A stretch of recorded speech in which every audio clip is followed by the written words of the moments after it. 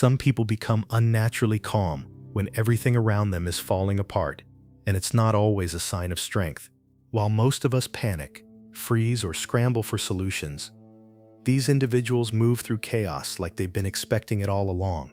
You might think this kind of composure is admirable, maybe even something to aspire to, but the psychology behind it is far more unsettling than you'd imagine.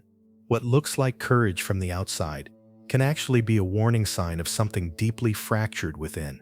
The truth is, extreme calmness during crisis isn't usually learned through resilience training or meditation. It's carved into the nervous system through experiences most people would never want to endure. And once you understand where this eerie composure comes from, you start to see it differently. You stop envying it. You start recognizing it for what it really is: a scar, not a skill. The first type is someone whose nervous system learned early that emotional expression was dangerous, so they shut down instead. These are people who grew up in environments where showing fear, sadness, or even excitement could result in punishment, mockery, or abandonment. As children, they were punished for crying, dismissed for being scared, or forced to stay composed during situations no child should have to handle alone. Their caregivers may have been volatile, unpredictable, or emotionally absent, which meant that survival required becoming invisible, so they learned to suppress every signal their bodies sent them. They trained themselves to stop crying before the tears could fall, to smile when they felt afraid, to freeze their face into a neutral mask no matter what was happening inside. This wasn't a choice, it was an adaptation. Their calmness isn't peace. It's a deeply ingrained survival response that disconnects them from their own fear before it can surface. When a crisis hits now, their body doesn't register it as new. It registers it as familiar, and the same shutdown mechanism that protected them as children kicks in automatically, even when it's no longer necessary. But here's the cost. They've become so good at numbing themselves that they can't always turn it back on when the danger passes. They move through emergencies with unsettling efficiency, but afterward they can't cry, can't feel relief, can't even name what they went through. They exist in a permanent state of emotional anesthesia, and while others see strength, they feel nothing at all. The second type has lived through so much repeated trauma that crisis feels more familiar to them than safety ever did. For some people, chaos isn't the exception, it's the baseline. They grew up in war zones, abusive households, chronic poverty, or environments where disaster was a regular occurrence. Their brain doesn't register emergency the way yours does, because emergency became their baseline years ago, and calm is just the residue of exhaustion.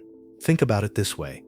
If you've spent years waiting for the other shoe to drop, and it finally does, there's almost a sense of relief. At least now you know what you're dealing with. At least the waiting is over. Their nervous system has been running on high alert for so long that when an actual crisis arrives, it almost feels quieter than the anticipation. This is why some trauma survivors report feeling strangely calm during objectively terrifying situations. It's not that they're brave, it's that their body has recalibrated what normal feels like. And normal, for them, has always included some level of threat. The problem is that this kind of calm isn't sustainable. It's not the result of inner peace or emotional regulation. It's the result of a nervous system that's been overworked to the point of collapse. After years of hypervigilance, the body eventually stops sending alarm signals altogether. It's like a smoke detector that's gone off so many times it just stops ringing. And while that might help someone function in the moment, it leaves them vulnerable in the long run. They lose the ability to distinguish between real danger and false alarms. They stop trusting their instincts because their instincts have been firing constantly for years. And when the crisis finally ends, they don't know how to live in a world where nothing is actively going wrong. The third type is someone with an abnormally low physiological arousal threshold, often linked to certain personality structures or neurological differences. This isn't about trauma or learned behavior. It's about biology. Some people are born with nervous systems that simply don't activate the way most people's do. They don't feel the adrenaline spike, the racing heart, or the flood of panic, because their body simply doesn't produce those signals at normal intensity.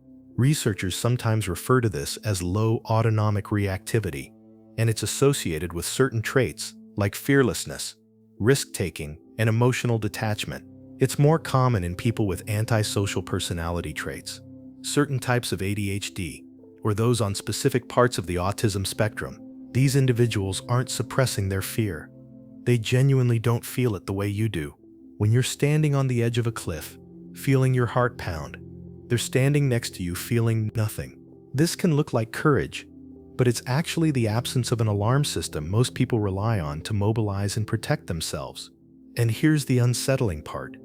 Without that internal warning system, they often take risks others wouldn't, because they lack the visceral feedback that says stop.